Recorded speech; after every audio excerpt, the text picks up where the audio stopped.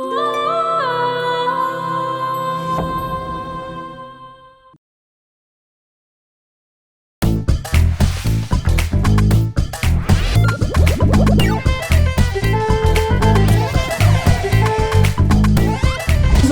6-এর second runner up Shashwati.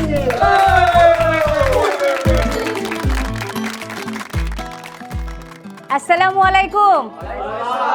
অনরা Begum কেন আছেন? গম আছি। আচ্ছা, সবার গম থাকুক আর না থাকুক, সবাই ভালো আছেন? আচ্ছা, আমি ছোটবেলায় খুব শয়তানি করছি, এই জন্যই কিনা জানি না এখন এক শয়তান আমার সারা জীবনের বন্ধু হয়ে গেছে। এই হচ্ছে সে এক শয়তান যে কিনা নাকে বসে ধরে কান। যারা আপনারা আমাকে আগে থেকে চেনেন জানেন আমি কিন্তু আগে চশমা পরতাম না, এই কিছুদিন হইল চশমা পরতেছি। আমি আগে আসলে চশমা গাইতাম, এই যে কালা চশমা, ভাগ্যের নির্মম পরিহাস। আর তাই আজকে নিয়তির ইতিহাস লিখতে বলতে আসলাম সাদা চশমা পরে। প্রথম যখন ডক্টরের চেম্বারে গেলাম, চোখের ডাক্তারের চেম্বারে, ডাক্তার আমাকে দেখে বলছে, আশ্চর্য, আপনার চোখের অবস্থা তো খুবই খারাপ। আমি ভাবলাম আপনি এত ভালো ডাক্তার, আমি আসতে না আসতেই বুঝে গেছেন। ম্যাডাম, আপনি যখন দরজা দিয়ে না এসে জানালা দিয়ে টপকে আসছেন তখন আমি বুঝতে পারছি। তো ডাক্তার এখন আমাকে জিজ্ঞেস করতেছে যে আপনার বয়সটা। তো আমিও বললাম, কি ভাবতেছেন আপনাদের এই সময় বলবো? ভাই, চোখ খারাপ হয়েছে, মাথা এখনো অত খারাপ হয় নাই। যাই হোক, ডাক্তারকে কিন্তু রিয়েল বয়সটাই বলছি। ডাক্তার তো উচ্ছ্বসিত, আরে আপনাকে দেখে তো বোঝার উপায়ই নাই। আমি তো ভাবছি এই 19 কি 20।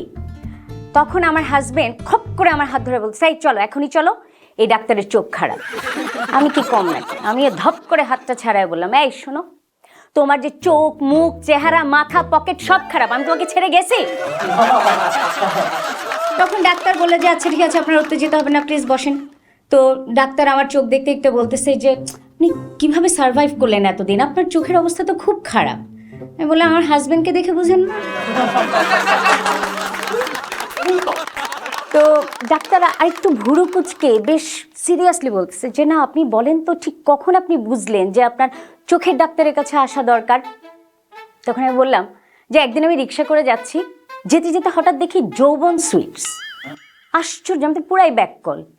আমি তাড়াতাড়ি রিক্সা থামায় দোকানের সামনে গিয়ে চোখ ডলে দেখি আসলে ওটা ছিল মৌবন সুইটস। ঠিক তেমনি একদিন ফেসবুক স্ক্রল করতেছি আনমনে, হঠাৎ দেখলাম একটা প্রি ওয়েডিং ফটোশুট আয়োজকের পেজের নাম নগ্নচিত্র। কি ভাই, মানুষের রুচি আজকাল কোথায় গিয়ে ঠেকছে?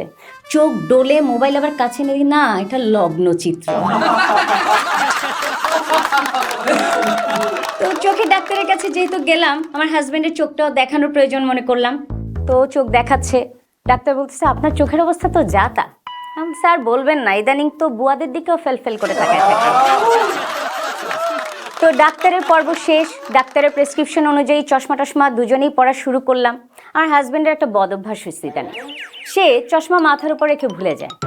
তো সেদিনও একই কাণ্ড, বারান্দায় দেখি সামনের বিল্ডিংয়ের মহিলার দিকে তাকায় হাত নাড়তেছে।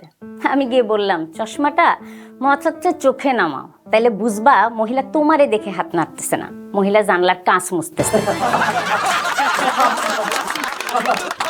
সেদিন আমরা একসাথে বসে চাটা খাচ্ছিলাম, হঠাৎ হয় না যে আসলে আবেগের বশবর্তী হয়ে পড়ি আমরা।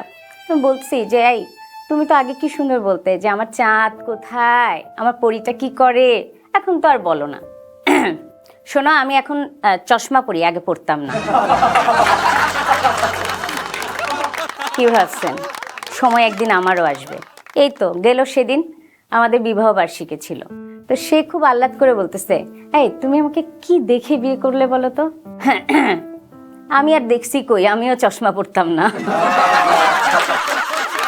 আমাদের মুখে ডাক্তারের প্রশংসা শুনে এবার আমার দিদিমা চোখের ডাক্তারের কাছে গেল। তো চোখের ডাক্তারকে বলতেছে যে ডাক্তার, এই যে তো চশমা পড়লে আমি কি এবিসিডি পড়তে পারবো? অবশ্যই পারবেন মা, অবশ্যই পারবেন। হ্যাঁ, এখন দেখব কোন বেটা বলে যে আমি ইংরেজি পড়তে পারি না। তো এই হচ্ছে আমার চশমার ইতিবৃত্ত। চশমা পরে আমি ভালো দেখতে পাচ্ছি, অনেক কিছু নতুন করে দেখছি। আমি ভালো আছি, ভালো থাকতে চাই, আপনাদেরকেও ভালো রাখতে চাই। আর আমার ভালো যার দেখার কথা সে আপাতত টিনের চশমা পরেই বসে আছে মনে হচ্ছে। ধন্যবাদ।